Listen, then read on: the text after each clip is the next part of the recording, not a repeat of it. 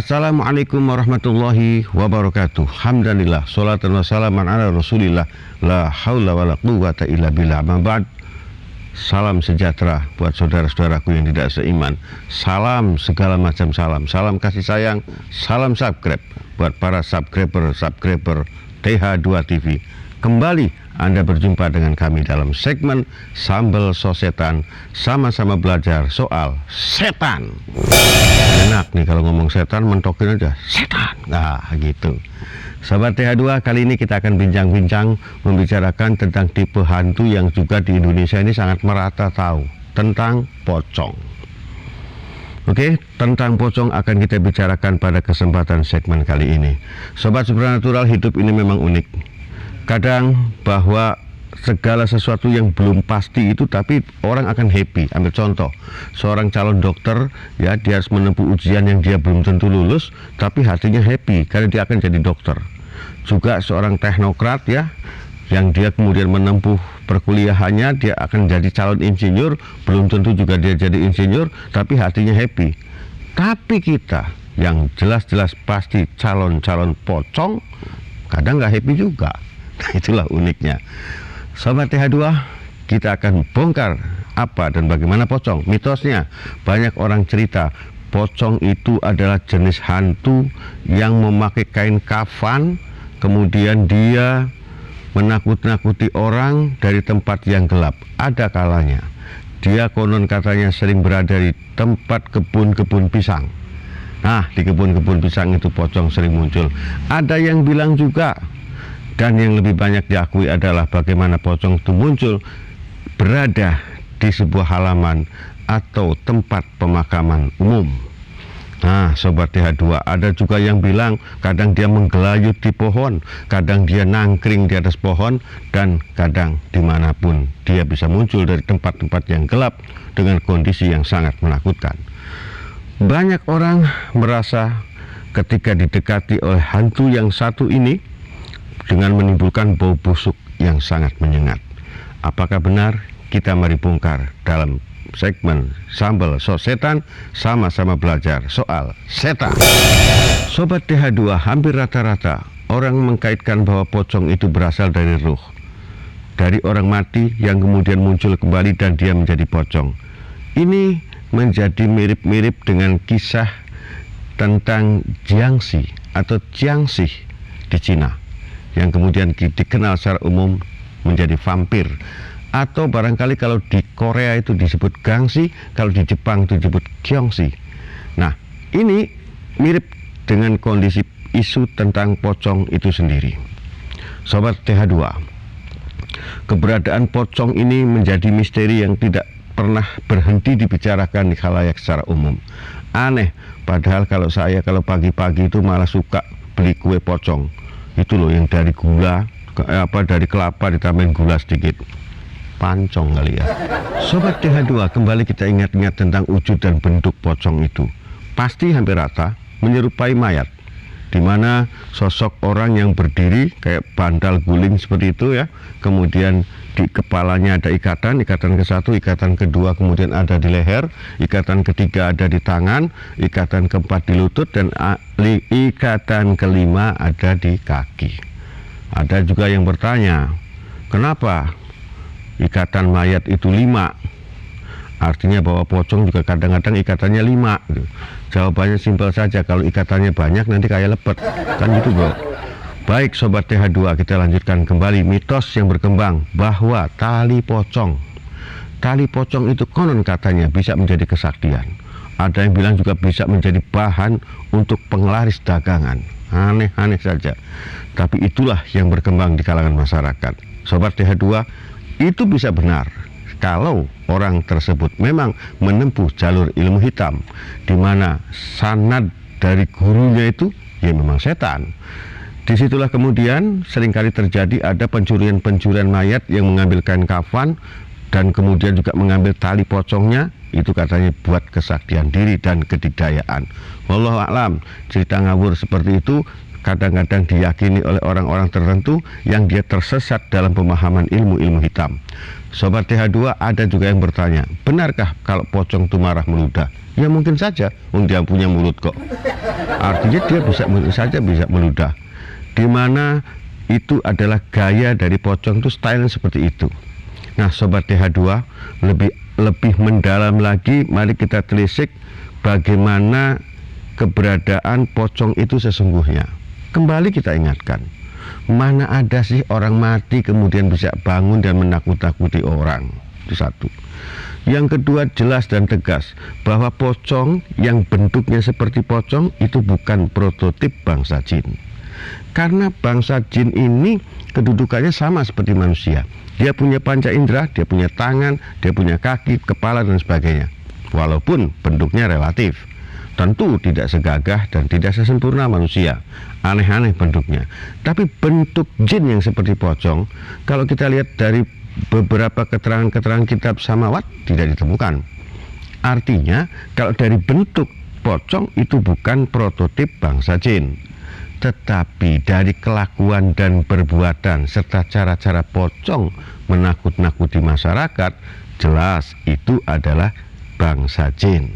Kembali saya ingatkan, ada sebuah hadis yang dikisahkan dari Jabir ibnu Nafir dari Abi Sa'lab al-Khunsa, bahwa Rasulullah pernah menyampaikan sabda, jin terbagi menjadi 3. Ada satu golongan jin yang memiliki sayap. Kedua, ada bangsa jin yang menyerupai ular dan anjing. Dan ketiga, ada jin yang begitu mudah berkemampuan merubah wujud. Kita bedah satu persatu.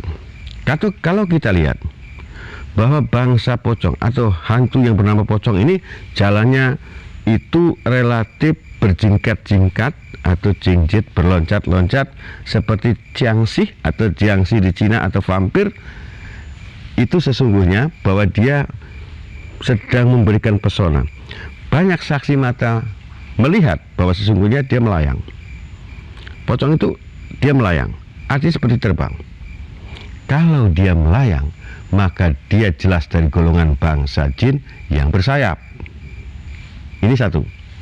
Yang kedua, keberadaan mereka sering menyerupai tempat-tempat yang angker, seperti misalkan di taman pemakaman umum. Sesekali juga dia muncul di sebuah rumah bekas TKP pembunuhan. Ada lagi TKP orang bunuh diri, ada juga tempat bekas terjadi kecelakaan lalu lintas dan lain sebagainya. Berarti dia mengkaitkan isu dirinya itu mengkaitkan dengan kematian atau kubur. Dari keterangan kita para ulama bahwa jin yang punya tipe seperti itu disebut bangsa jin Ghul, artinya dari suku Ghul. Indikasinya pocong seperti itu. Nah, tetapi jika kemudian dia bisa melayang, dia bisa berpindah tempat dengan mudah, ini menjadi ciri bangsa jin yang sangat jahat. Dan ini adalah dari Al-Bahim, di mana ciri utama dari bangsa jin, suku jin Al-Bahim ini memiliki titik putih di atas kelopak matanya. Jadi besok-besok sampean kalau ketemu dengan pocong, perhatikan baik-baik, pantelengi, ada nggak 2 titik putih di atas matanya, karena itu nggak bisa hilang. Itu kodrati, dalam wujud apapun dia melakukan penyerupaan, 2 titik putih itu akan selalu ada. Jika ada 2 titik putih di atas kepalanya, di atas matanya mulai ribet, di atas matanya, itu berarti dia dari suku Al-Bahim, dari golongan Ifrit laknatullah. Itu jin yang sangat bahaya.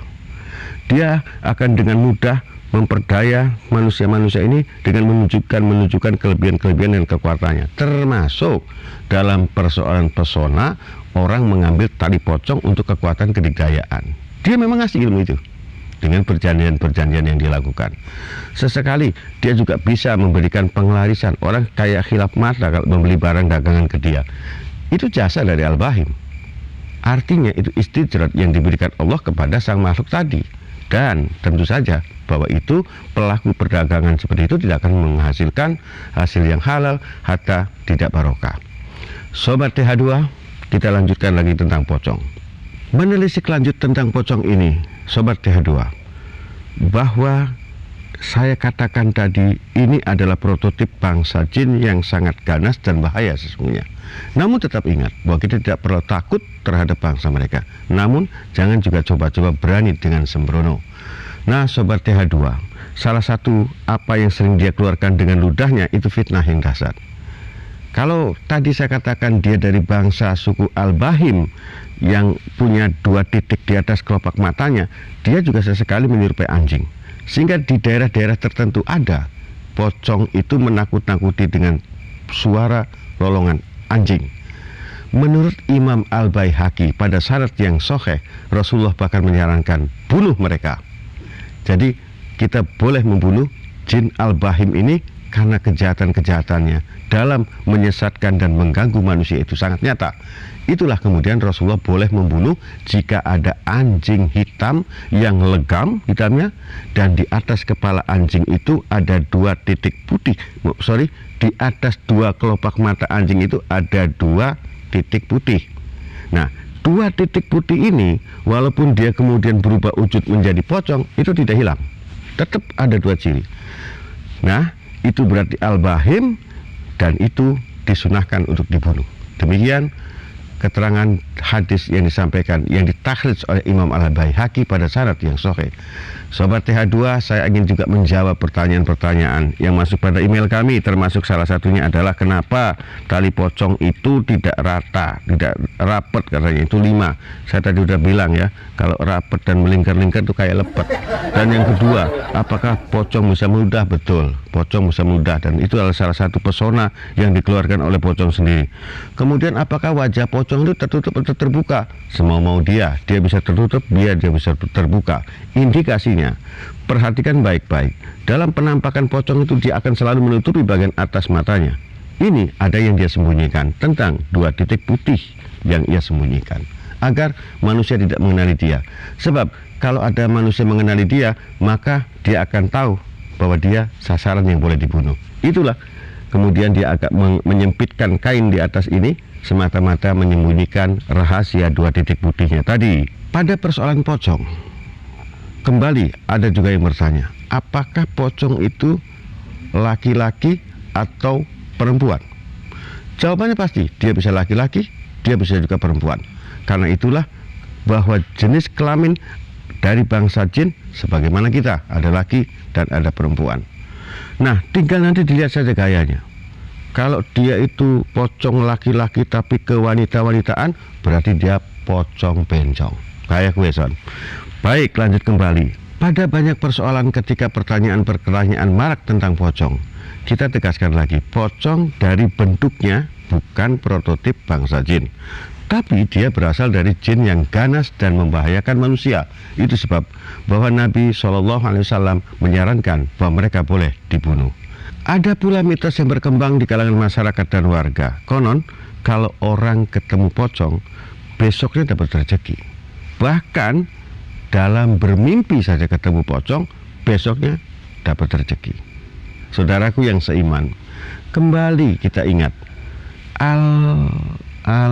Al-Bahim atau Ghul ini merupakan tipe prototip suku bangsa jin yang ganas dan membahayakan. Dia memang kepercayaan Ifrit laknatullah dalam memberikan pesona.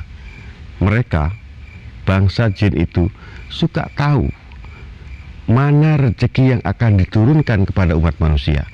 Dia mencuri kabar itu di langit, sehingga ketika peristiwa itu akan terjadi pada si fulan, bahwa besok dia akan dapat rezeki, dia menampakkan diri.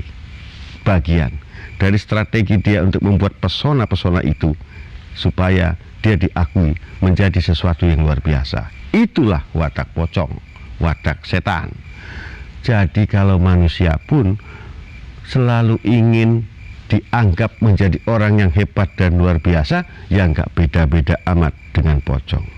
Wahai calon-calon pocong, sadarlah bahwa itu semua adalah merupakan bujuk rayu dari setanir rajim. Sobat TH2, bagaimana sih untuk menangkal supaya pocong itu tidak datang dan tidak menghampiri rumah kita, tidak datang ke kampung kita, tidak menggoda kita? Simpel, sederhana saja. Biasakanlah zikrullah yang ada di dalam jiwa kita. Biasakanlah kita melafazkan sholawat kepada Nabi SAW. Orang-orang seperti ini insya Allah akan dijauhi dari pocong-pocong yang seperti itu. Nah, demikianlah Sobat Supranatural, pembahasan dalam segmen Sambal So Setan, sama-sama belajar tentang setan. Kita akhiri sampai di sini. Sampai jumpa pada perjumpaan sambal-sambal berikutnya. Hati-hati.